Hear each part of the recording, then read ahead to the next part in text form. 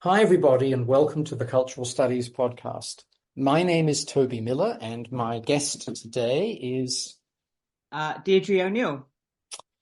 Prof. O'Neill. It's wonderful to meet you. We've been sharing cat experiences prior to recording, and I may have the answer to Mr. O's tricks that he's up to today, which I blame on you for having some henna in your hair, because he doesn't like red-headed women being in my life.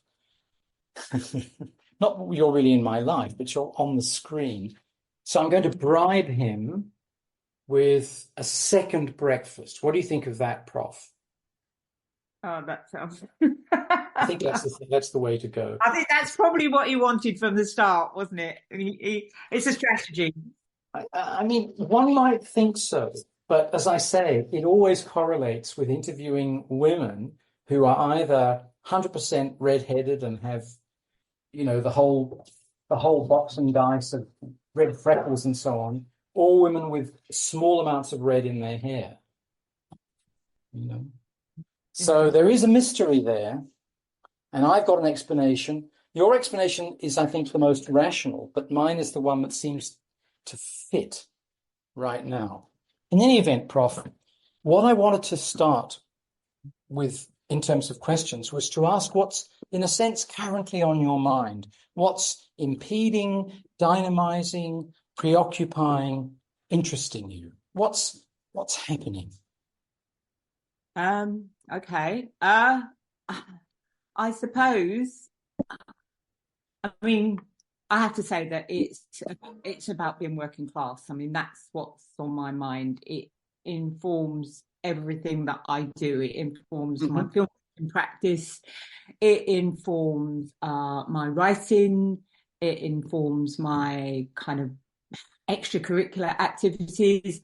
I'm in the process at the moment of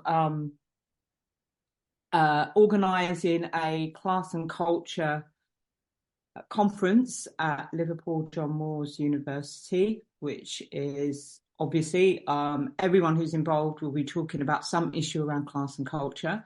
It's a wonderful conference. I'm also editing a book on working class representation. It's called Beyond the Council Estate. It's about working class representation in British film. I'm also editing another book, which is a reader on class and culture. And I have just got funding to run a project in a women's prison, making films with the women who are serving prison sentences. And the kind of the underlying basis of that project is that, I mean, if you know anything about prison, the ratio between working class and middle class prisoners, so it's about the fact that prisons now are being used ways of warehousing people for who neoliberalism has no use. And the prison is full of working class women, often have done, non-violent crimes. Often, crimes that are connected to their need to protect their family or feed their children. So I'm making films with the women in the prisons. So, and that's on a kind of, I suppose, professional level, if you like. So it's my own upbringing that informs all of that. I grew up in a council flat. My mum was a school dinner lady. My dad worked on a building site. I went to university at 35. I was a cleaner and a single parent on a council estate. I went to university at 35, did an MA, did a PhD. And it's quite interesting because what often happens now is people say to me, "Oh, but you're not working class anymore." And I really, really disagree with that. I mean, I suppose if we're just going to use some kind of economic yardstick or educational yardstick or formal educational yardstick, I suppose you could say I'm not working class anymore. I've entered into a kind of middle class environment. But if you think about my upbringing, my socialization, the people that I know, the people that I grew up with, my attitudes, my values, then I'm very much working class.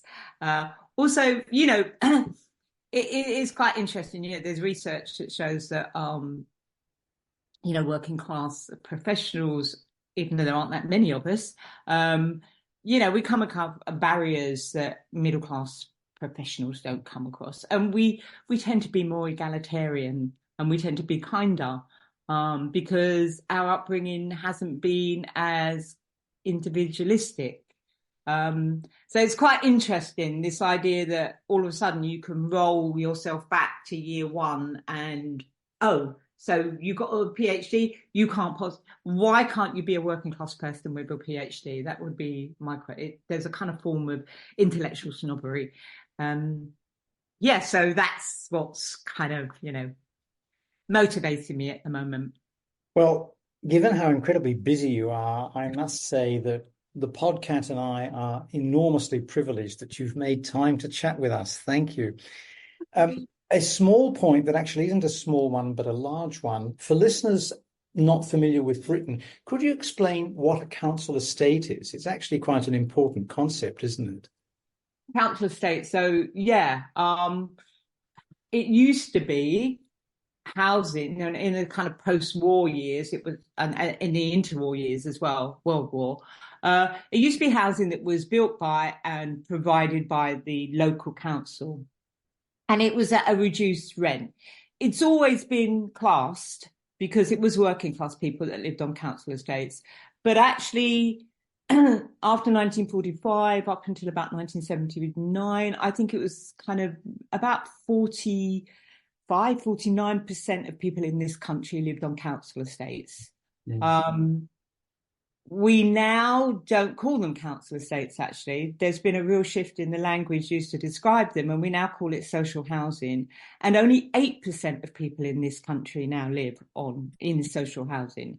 But, well, yes, for people from other countries in 1979, when Thatcher was elected, the first thing she did was to start to sell off the council housing. She allowed people who had bought to buy their council houses. And I remember my parents saying, we're not going to buy them. We paid for them already. We paid for them with our taxes.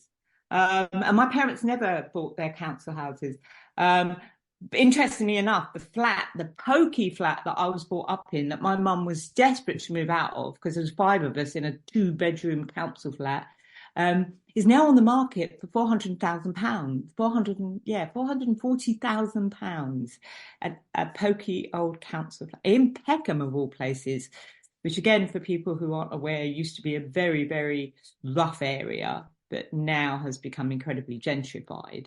So now we have something called social housing, but it's now become the kind of housing that people at the very, very desperate end of the economic system. So it's, and they've been allowed to run down. All the good housing stock has been bought, and most of it is now, or a lot of it is now, in the hands of private landlords who then rent at extortionate rates. So in London in particular, housing is a massive, massive problem. Yeah, there just isn't enough housing stock. There hasn't been enough construction. There's been too much privatization and gentrification. Exactly. I think it's fair to say, yeah. In terms of the culture of what that was like, so some of these housing estates were actually a bit like the new urbanism. They were only about 3 stories high. They occupied quite nice spaces. Sometimes they had a pub in the middle of them, or other opportunities for socialization. But as time went on and one version of modernism became triumphant, they went skywards. And all the problems that we associate with that around the world, both in the global south and the global north, accumulated. I think it's fair to say. Would that be right, Prof? Yeah, I mean, I think so. I think the the tower blocks caused lots and lots of problems.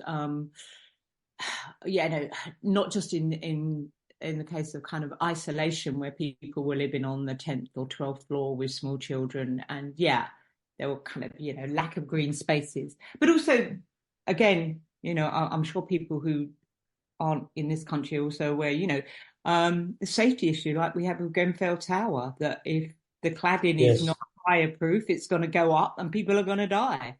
And they became, a lot of the tower blocks Well, quite small, actually. I mean, I used to have a friend who lived in one. I mean, a lot of them in London. It's interesting. A lot of the council estate tower blocks have been pulled down, but now they're building them for they're like little rabbit hutches for the haves. So they're actually small. They used to be, you had to have a certain amount of floor space if you were building flats, but you don't have to do that now because of the deregulation. We have young professionals. So, for instance, I'm going off a tangent again a bit, but at a place called the Elephant and Castle, which is a very working class area, there used to be the Aylesbury estate, which my nan lived on. And I think it was something like 2,000 families or 2,000 people on that. They just raised the whole thing to the ground. They've decanted all the working class. It's a form of social cleansing. And also getting rid of the hundreds of Colombian small businesses there, because it became like a little Colombia.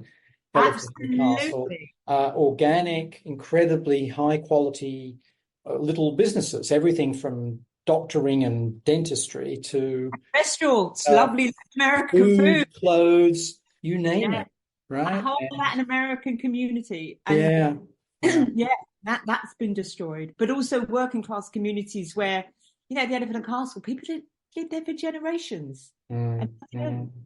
So in terms of your upbringing, Prof, we can get back to that. Can you tell us a little bit about that when it comes to what is sometimes called working class culture? Because there is a particular form of British sociology, somewhat reactionary from the 60s and 70s. It was called community studies.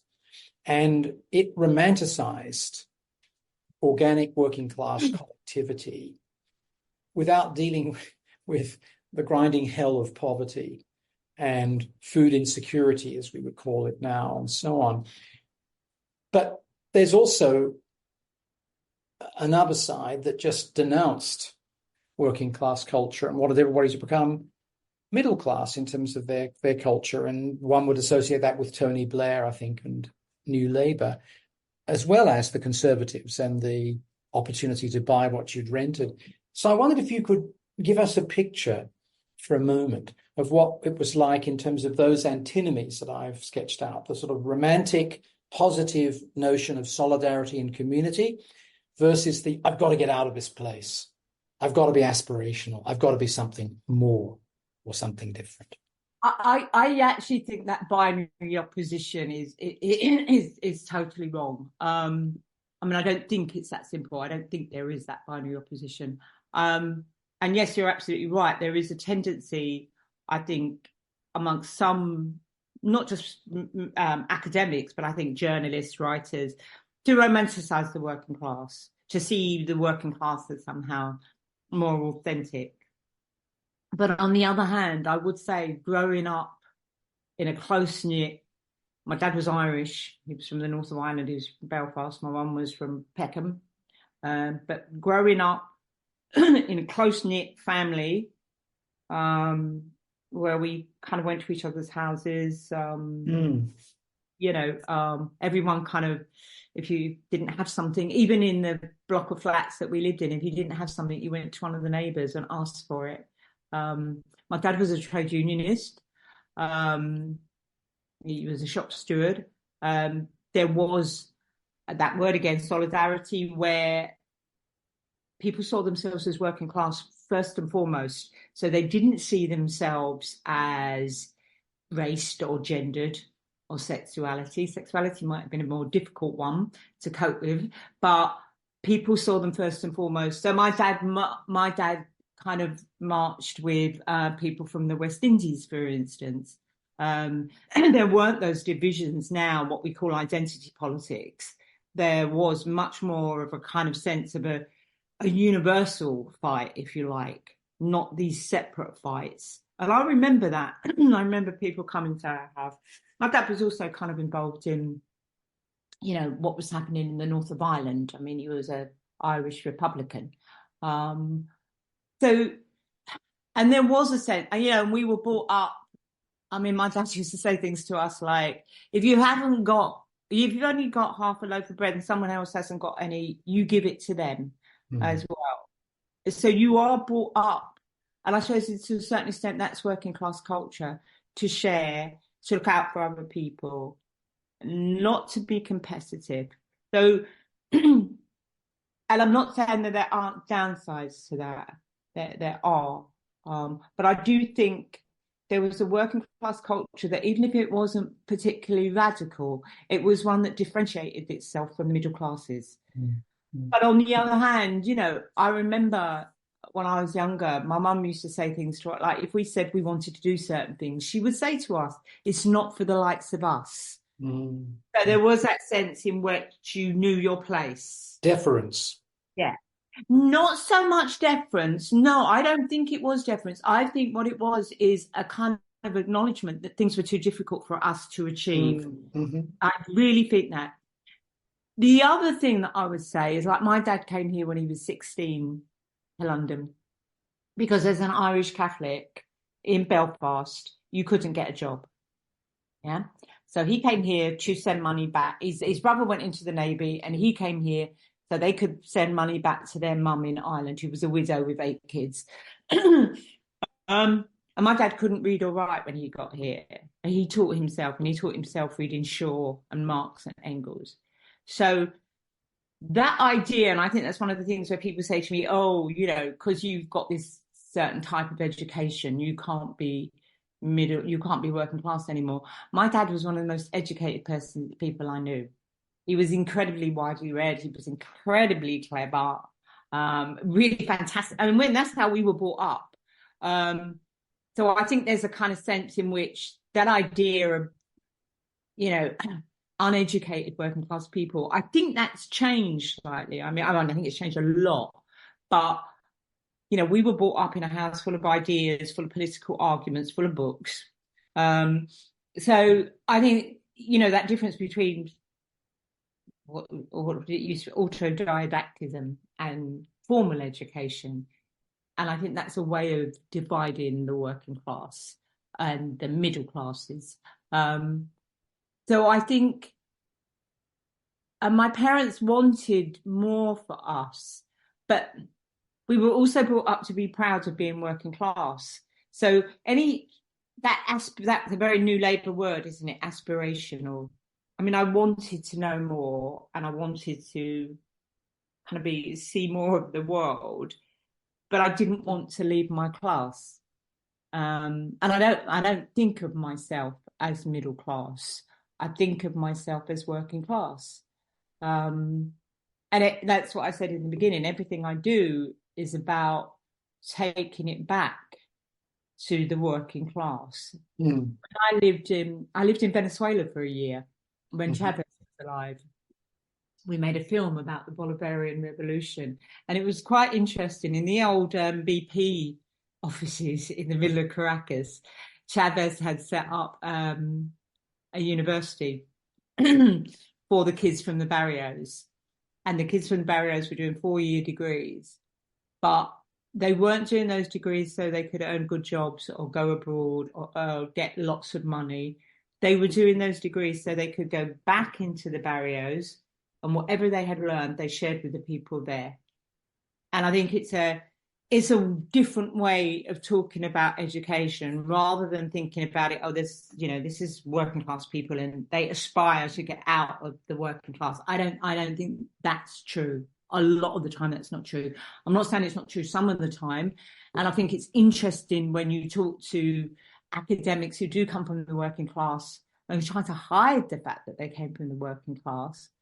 But even that means they haven't escaped it. It's still influencing their lives. And I understand to a certain degree why they do it, because it's very difficult. You do stand out by being a working class academic. Prof, I'm going to turn off the camera for a moment. As you can see, I'm having another little struggle here with His Majesty. But I wondered if I could, and it's just going to be a bit easier if I'm not worrying about keeping the computer at a certain angle. Do you know what I mean?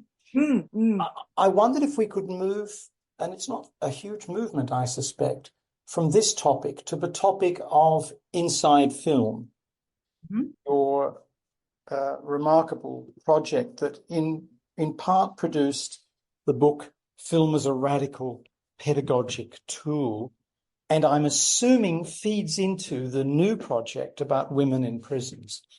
Could you tell us about Inside Film and that project, that work?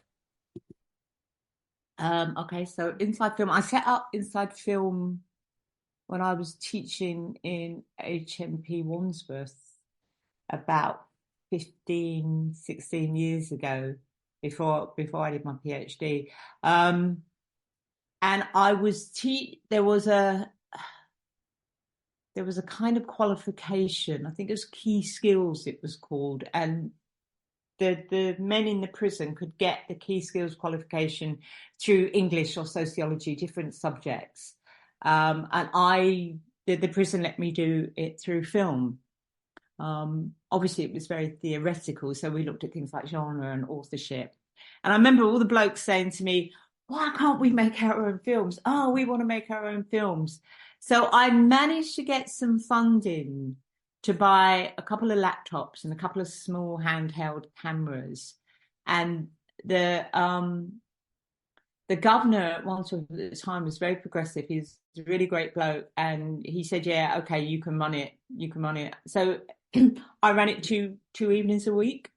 And we used to go in the evening, and I obviously, because I worked there, I had keys, and we would unlock the guys, and we were allowed to have this one room.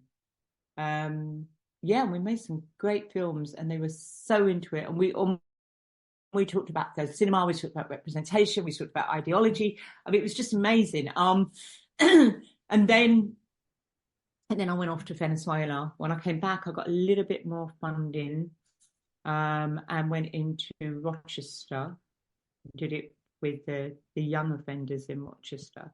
So, and then since then, I mean, it's always been a struggle to get into the prisons and to get the funding and to find the time.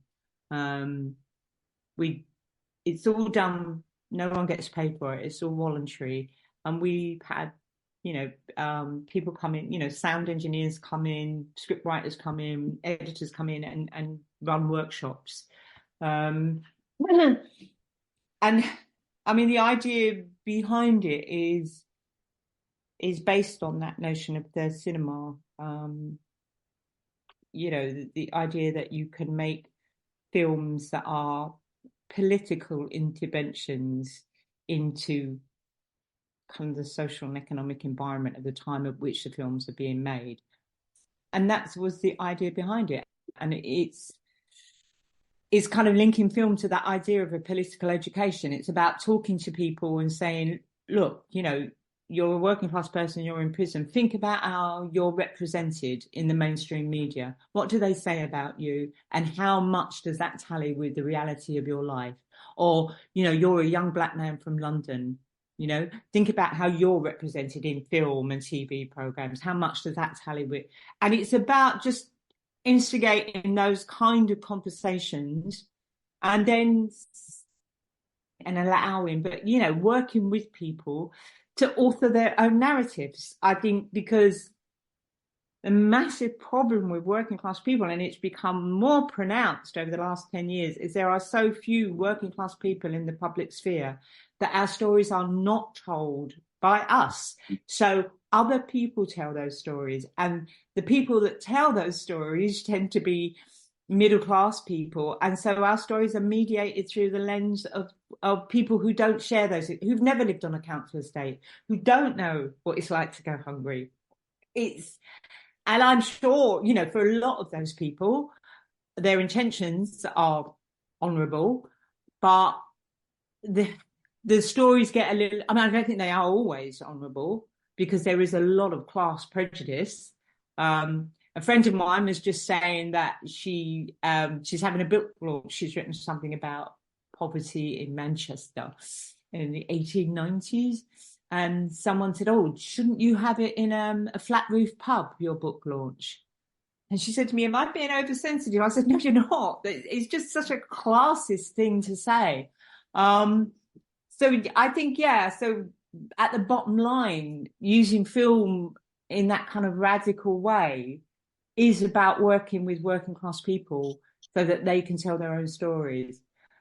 But again, it's quite difficult. So it's difficult to get the funding. It's difficult to find the time. I mean, I am in prison now, so it's fine. But also, we showed one of the films, brilliant little documentary called Who Am I, made by a group of men in Wandsworth Prison. And it's all about linking personal identity to national identity to international kind of events. And we showed it at a conference of self-identified radical filmmakers. I was invited along to be the keynote. And at the end, there was this like real kind of tumbleweed moment. And the feedback I got was they didn't want to talk about class at the end of the long day of lecturing. So these are people who think that, and so you're up against that all the time. I don't think people realize how difficult it is to kind of constantly fight to get class on the agenda.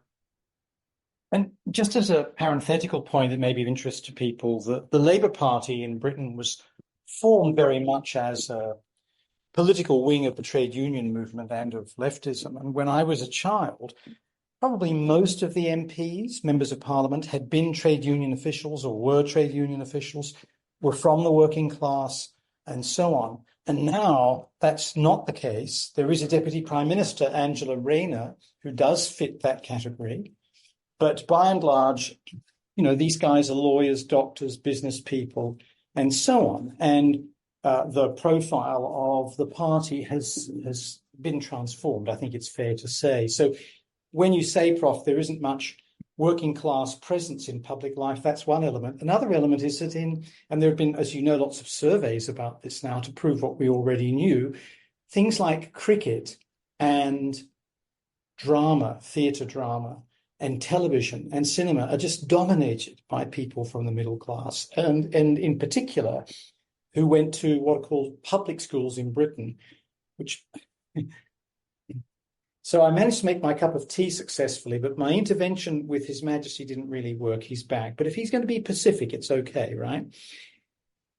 He can open every door in my apartment apart from the front door, so I can't sequester him anywhere, which is good. I mean, I like that, except it's slightly annoying right now. As long as he doesn't sort of attack the light and knock it over and potentially cause a fire. I don't mind so much if he bites me, because he is adorable and I do love him. Anyway, sorry, Prof. These areas are occupied terrain. They're occupied terrain by white people, by middle class people, and by people with voices like mine.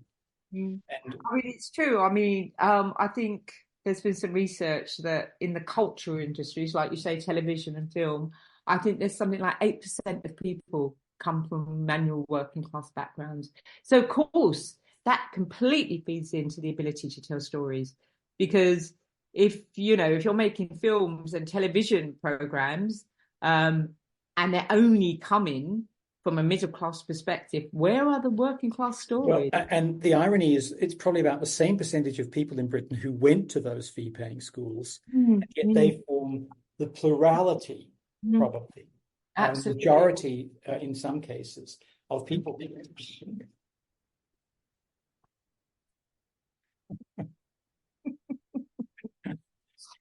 Sorry to the Prof and sorry to you folks. So he bit me, but at the same time, his tail knocked over some ornaments and he got frightened and jumped off the table. I don't know how much of that you saw. I saw some of it. Yes. So in fact, he's created his own exit, which is quite helpful. I'm going to try not to be so obsessed with him for the next little while. But of course, you know what they're like. They're in our hearts. They sleep with us, they eat with us, they lick us, they kiss us. Sometimes they bite us and scratch us. Yes. And we are simply the people who pay the rent. I read what is it that dogs have owners and cats have servants.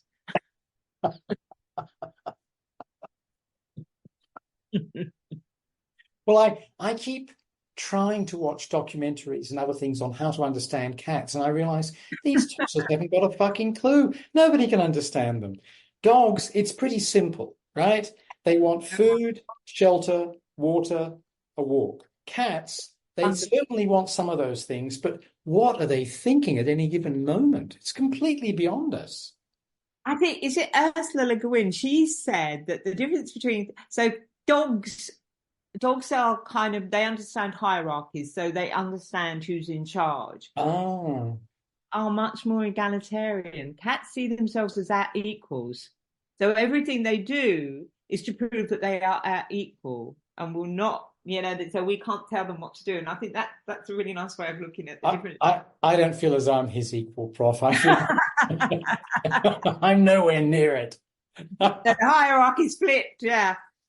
Anyway, back to this topic. So this is very much occupied terrain, and I guess radical filmmaking in the sense that you're doing it is, amongst other things, participatory.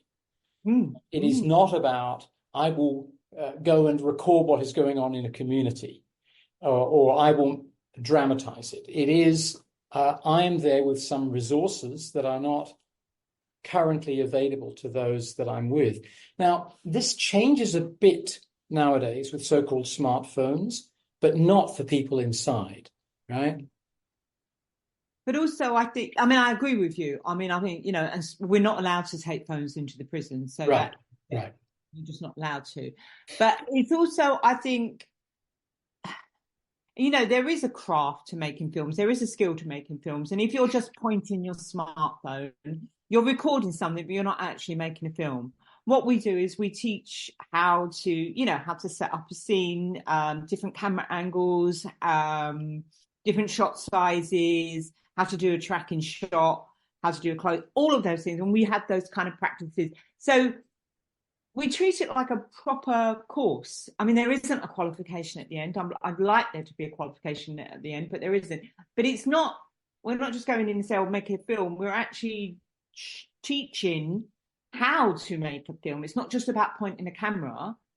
And so that, that's the practical side of it, and also the theoretical side of it. If we don't talk about kind of, theories of representation and ideology, then you're just, the students are just representing the mainstream media, which is what they watch, mostly kind of dominant films. So, we talk about, if you're going to represent women, then don't always have women looking smaller in the frame, make them the equals, if you're going to represent the working class, don't always make them look deferential or violent, bring out the complexities and the nuances.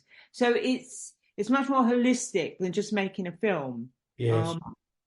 I think Alan Ladd's wife used to insist that when he kissed a woman on screen, he stood on a box because he was about 5'3". Right. And attempts are made to create people like Mel Gibson and Tom Cruise as giants, right? Absolutely. It is part of filmmaking craft. I mean, Audrey Hepburn was 6 foot, but you would never have known she was 6 foot if you watched her films. Really? No, little Audrey Hepburn. She is incredibly tall. I mean, yeah. So it's interesting, women don't get to speak as much, Well, I remember seeing an interview with her when she said that she had to give up dance because she grew too tall. And I thought, grew too tall? And now I get it. So on that score, could you tell us a little bit about some of the points of similarity and difference between filmmaking with women prisoners versus men prisoners? The experience of working with them and any thematic differences that you've identified. Yeah, it's interesting. So, I mean, the biggest difference that we've come across actually is working in young offenders institutions, because the young offenders tend to have really kind of bad concentration problems. I mean, they can't concentrate, and you're constantly chasing them out of the room to bring them back into the room. There's also a kind of much more of a problem with authority, that they tend to be much more kind of, no, I don't want to do that. No, I'm not doing that. No, you can't. And we don't have that approach anyway. And also the tension between each other. One of the young offenders prisons that we were in, we could only have one wing because of the problem with gangs in London. They all had to be separated into separate wings if they asked what gang they belong to as they come into the prison. So with young offenders, and I hate that word offender, but yeah, with young offenders, it's very, very problematic. It's the most difficult experiences we've had have been with young offenders, just trying to kind of nail them down. And they're young. They play about a lot. They don't take things terribly seriously. And I mean, I have to say that with the men and the women, they are so committed. One of the things I've noticed with the women that we've worked with is they're incredibly grateful. They're constantly saying thank you, constantly. And I think that's probably something to do with being women, but also something to do with being working class and not having very high expectations, because we are talking about some of the poorest, most damaged people in our society. And they are very grateful. The men, they're not so grateful, but... Well, we build culture. It's our right. Didn't anybody tell you that, Prof? Yeah, it's interesting, isn't it? Even these working class men. Having said that, there was one young guy that when he came out, he contacted me and he wanted me to meet his wife, partner and child. And I went round to his house, which was in South London where I live. And he did ring me afterwards and say, thank you very much. I don't think anyone else would have done that. But lovely. Pardon my interrupting there again, but that's a lovely story. It's got a really tragic ending, actually. He was 37 years old. He was a promising footballer. He was in prison for drugs. He's in one of the films. He's a fantastic bloke, Anthony. He came out of the prison, got back into drugs, and he was shot to death on Christmas Eve about 10 years ago, over 50 quid that he owed the drug dealers. So, yeah. And, well, yes, even the cats stopped playing up at that point. That is a very sad story, and it also highlights how many of these so-called offenders, as you say, especially women, are in jail for non-violent drug-related crimes, and victimless crimes in many senses.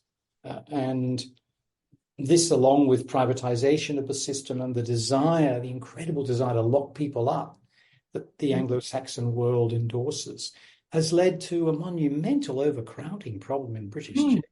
I mean, people are having to be let out early now, right? Because what are you going to do? No. Anyway, sorry, back to this issue of some of the differences in your experiences. So young so-called offenders, a bit tough to get focused. Women, very grateful, very, very thankful. The men somewhat less so. What about in terms of the sorts of things they were making films about? I mean, what we found, actually, and it's really interesting, all of the films are to do with issues of justice in whatever form they take. So the film I was talking about earlier on that was made by the young men, that was a documentary called Who Am I? And one of the questions it asked was about the kind of politicians who take us into wars and the kind of, young people on the streets of London stabbing one another, asking what the differences are. We've just made a film with some women who took the fairy stories like Little Red Riding Hood and Snow White, and they flip them so the characters in those stories who are the bad people actually become the good people, and vice versa. So we found that across all the films that we've made. They're incredibly thoughtful, and yeah, they tend to kind of raise really often existential questions. The women just made one film called The Waiting Room, and it's just three women sitting on a sofa thinking aloud about their lives and asking questions, with a clock ticking in the back. Really philosophical and funny enough, I showed them one of the other places that I showed the films to people who had never been into prison before. And one of the responses was, "Oh, I had no idea these people were so creative." And it's like, and then, it's yeah. So yes, I mean, On that score, could I drag you into a direction we touched on earlier with reference to the only one of your films, I must admit, that I've seen, and that is the acting class. Because this touches on what we were discussing earlier, namely the systematic exclusion of working class people from the culture industries in Britain. It's not only true in Britain, of course, but it's true big time there. That film is, I get, about a decade old, maybe. 2017. Okay, so 7 years ago. Could you explain a little bit about it and whether or not things have changed? It's very the way it follows a particular young person's experiences and gives him quite a lot of power is particularly interesting, I think. I mean, that's kind of one of the, I suppose, the positive things about social media. Someone introduced me to Tom Stocks on Twitter, and said, "Oh, Tom, you might want to talk to Dee about, making a film." And Tom had set up an organisation called Actor Awareness. Tom's a young working class bloke from the north of England. And he did a drama degree, and then he was doing an MA, but he just couldn't afford it. He couldn't afford it. He had a couple of jobs to try to pay for it, didn't he? Yeah, no, absolutely. Yeah. Living in London, trying to pay the fees and trying to kind of, pay his rent. He just couldn't afford it, so he gave up. So Tom and I met, and with the other, Mike Wayne, the other director of the film, we met and we chatted, and so we decided what we would do is weave Tom's story as kind of individual story, but widen the context so that we talked to older actors like Chris Eccleston and Maxine Peake and Julie Hesman-Howe, who had all said, and when you think of the kind of the work of Eccleston and all their work, had all said that they actually wouldn't go into drama school now because they wouldn't be able to afford it. But at the time that they went, their local councils were paying for them to go, so they could go. So there was that kind of difference between that generation of actors in their late 40s, early 50s who had kind of benefited from a free education, and the younger generation who were just having to turn down they were getting places, but they were having to turn it down. And just if I can explain this for a moment, Prof, and you'll correct me if I get any part of it wrong. Now, for example, higher education is free in Scotland if you're Scottish. It used to be essentially free in England, in the sense that, as you say, although there were university fees, local councils would evaluate your eligibility and pay those and give you what was called a grant to live from.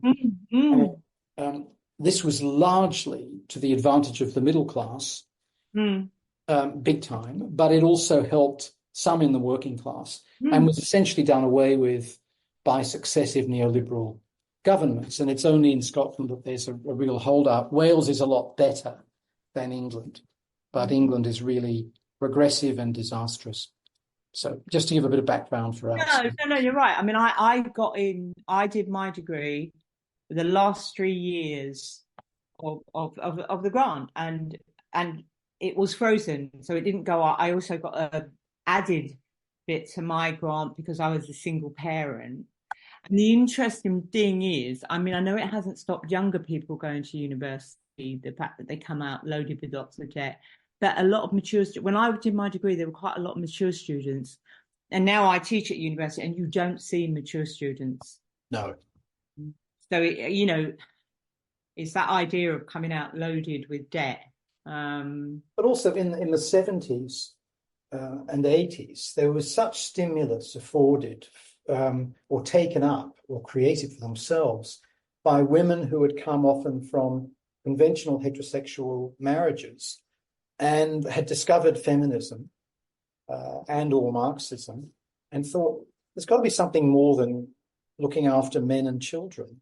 and were really dynamic presences in universities in the days when a certain privilege was accorded, perhaps not culturally, but politically, to mature age students who were seen as valued members of university society who could bring as much as they took. And that seems to have gone by the board completely, because such people, of course, as you say, cannot afford to go. No. I mean, it's really changed the kind of demographic. Yeah. Anyway, so sorry for interrupting again, but I had to explain the system a bit. Back to the acting class and Tom's experiences and your terrific interviews with Ms. Hesmond-Houge and Mr. Eccleston and so on. Yeah, I mean, I think what came across actually from the older actors was a kind of palpable sense of anger, and that things have changed so much. But also, I think Maxine Peake's interview was very, very interesting because she saw it, the kind of difficulties in working class people getting into the industry. She saw it as a political strategy that there's a sense in which they whatever you want to call them, the elites, the gatekeepers, but don't want working class stories because, of course, working class stories always complicate the discourse. They always complicate the narrative. And if you keep them out, then it's much more, you have a much more straightforward story, I think. And that's, she was very angry, but she was saying, they don't want us to tell our stories. They don't want us to have these opportunities. And I think the interesting thing, and go back, you were just talking about kind of the amount of working class MPs in the Labour Party, and you're absolutely right. Again, it used to be the majority of Labour MPs came up through the trade unions, but now it's only 8%. It's a very tiny percentage. And so what we've got, and so, you could, in some ways, you could take the kind of framework of the acting class and put it in the media, journalism, or you could put it on politics, and you can find the same story again and again, how much more difficult it is for working class people to enter these professions, to have any influence. And I think it's really interesting because you can see over the last 40 years how life has got a lot harsher, how life has got a lot more difficult, how we're beginning to become much more authoritarian. And it goes right back to what I was saying to you before, that, the research has shown that working class people tend to be more egalitarian. They tend to be kinder and more thoughtful. And that's research. This isn't me. And I think it's interesting because if you take that from a kind of working class cultural level or personal level, and then you map it on to the kind of political and social environment that we have now, you can see the damage that not having working class people in these kind of influential positions, the damage that's causing. Well, the absolute horror of the current Labour government. Yeah, absolutely. I mean, it's cruel. It's cruel what they're doing. They've kept the two-child cap. They're going to take away the old people's winter fuel allowance. It looks as though in the coming budget they're going to take away the free bus passes for older people. So this is just an attack on the poor and vulnerable. So the two-child cap is basically, as you say, a very cruel manoeuvre, in this case by the previous Conservative administration, to say that benefits paid from the public purse for people with children will not apply if you have more than two.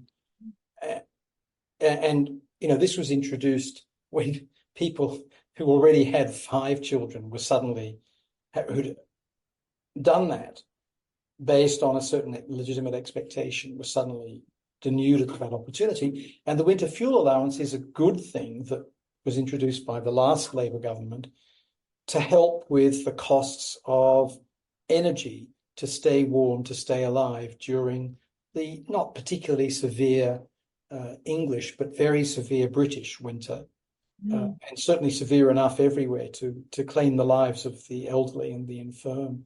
and to make this means tested, but means tested in a particularly brutal way.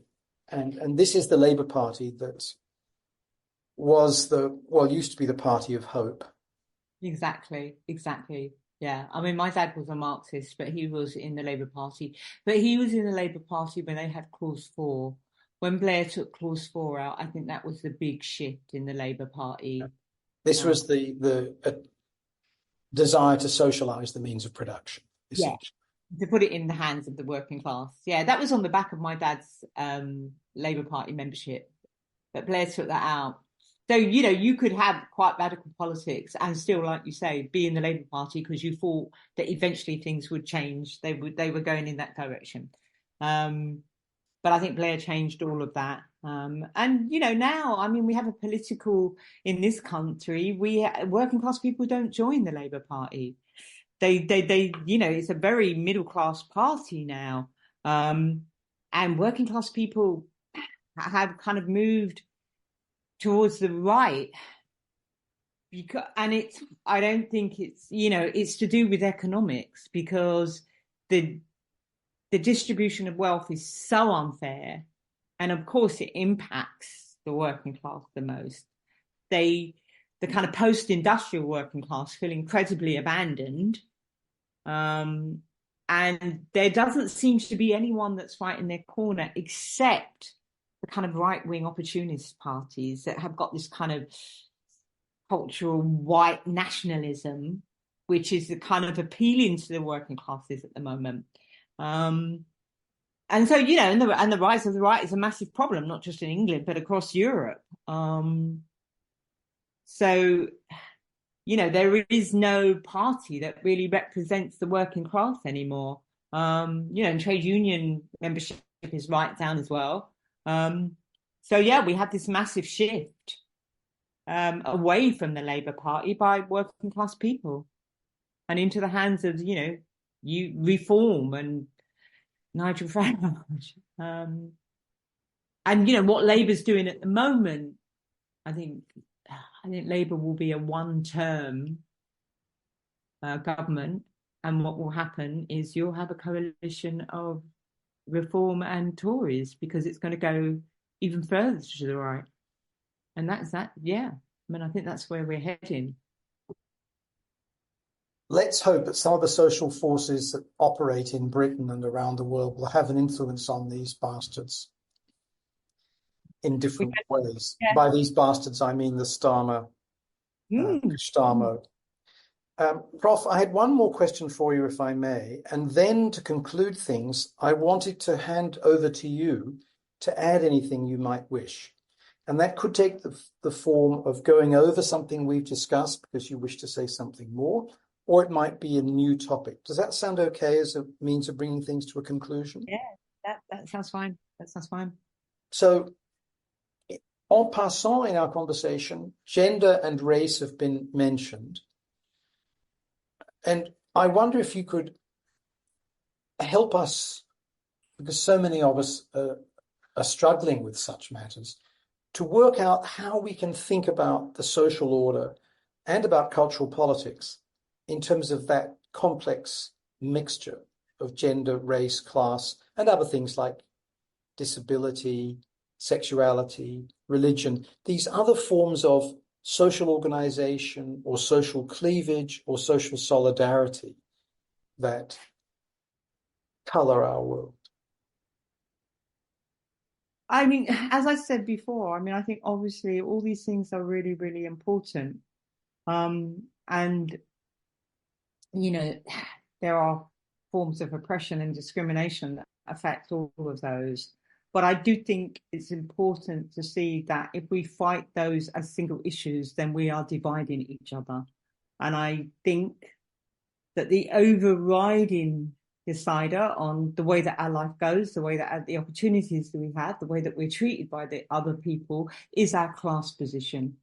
And so I think we have to think about those things in terms of class, which isn't to kind of belittle the impact, because obviously if you're a disabled working class woman, then, that kind of mixture it's going to affect you more than if you were from a very wealthy background and were disabled, because you would have access to much more, many more things that could make your life more comfortable and make, certain things that are more accessible to you. But I do think we have to move away, and I think postmodernism has an awful lot to answer for. I think we have to move away from this idea that there are no foundational tracks, that there's no universal way of looking at the world. And I think that universality is really, really important. And I think if we're concentrating on one facet of our identity, then we're missing the systemic problems that affect us because of that facet of our identity. It doesn't exist on its own. It doesn't exist in a vacuum. It exists within neoliberalism. And the way that it affects our life will be a direct effect of neoliberalism. And we can see that what the Labour Party are doing are attacking the poorest, most vulnerable, most powerless people in this society, and they are the working class, because the rich won't be affected by having their winter fuel allowance taken away. It doesn't, it really won't affect them at all. They will still be, it's working class old people. So it's not old people, it's working class old people. And in prisons, in prisons in London, it's young working class black men from council estates who are in prison. It's not the young black men who go to Dulwich College. They might get stopped by the police, but they're not going to end up in prison. So, obviously, all those things that you've mentioned play a part in our lives, but the biggest determinant of the way that we're treated and what happens to us is our class position. So, yeah. No, thanks, Prof. Dulwich College is a public school, private school in other countries that Raymond Chandler went to. Did he? He did. He was a Dulwich man, old thing. Yes. And for example, Lionel Barber, very distinguished past editor of the Financial Times, and a sort of Labour guy. Head boy. It is. My husband did it is interesting, isn't it? My husband did, I don't know if people know the Graham Norton show, which is, I think it just goes out in England, but whenever film stars have got a program, a film coming out, they come and sit on the sofa and he asks them questions. And 60%, he did it over about, I don't know, 5 or 6 weeks, but 60% of the people on that were all privately educated. I would hope for nothing less. Incredible. It's incredible. And the other interesting thing is that, most of them play down their privilege. That's the other really interesting thing. Sam Friedman's written about that, I think, how a lot of middle class people kind of, they say, oh, my great granddad was down the pit, therefore I'm working class. It doesn't matter that I was But remember the Mockney accent. Oh my God, yeah. Oh, you still get that now. I mean, yeah, you have to spot the Mockney. Yeah. And Prof, to conclude matters, I'm wondering if there are things you'd like to add. As I said, they could be new matters, or they might be things that you've already touched upon. Oh gosh, did it? I don't think so. I think I've kind of I've got everything. I've been on my soapbox. I've got it all off my. It's like, I just think that we need to think. I think your point about hope is really important. I think hope in the kind of world that we live in now is really radical. So we mustn't give up hope.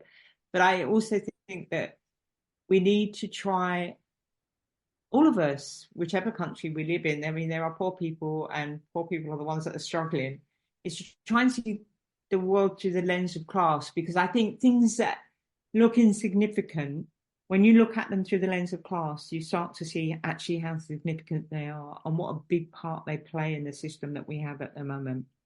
And we need to think about, the redistribution of wealth, because everything we've talked about, everything negative that we've talked about, could actually be solved if we took away some of the wealth of the billionaires who own so much money, and the privatization, the big corporations. The problem with the heating allowance is that our energy bills have skyrocketed while the corporations are making billions in profit.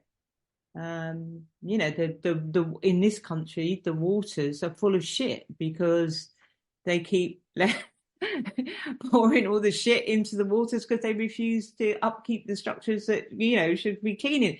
So, and yet they're still paying their shareholders massive, massive dividends. So I suppose it comes down to, how do we start to get to the point where we're politically educating people again? I think it's really, really important that people have a political education. And I think, just go back again to what you were saying about kind of working class culture, I think when the trade unions were stronger, a lot of working class people grew up with that political education. They were very aware. And like I say, when my mum said it's not for the likes of us, she wasn't saying that we can't do it. We're not capable of doing it. What she was saying to us is there's structures in place that are going to stop you doing it. And then my dad would say, oh yeah, but you got to fight them, in an Irish accent. So I think, that's sort of kind of, I think that's all I've got to say, really. Wonderful. It's both inspirational and admonitory what you say, Prof. O'Neill. Your work is terrific, and it's been a great privilege to have the chance to talk to you, and thank you for tolerating me and tolerating the podcast as well. Beautiful. It's a podcat. Bye now. He's settled now, hasn't he? He has. Thank you, darling. Good boy.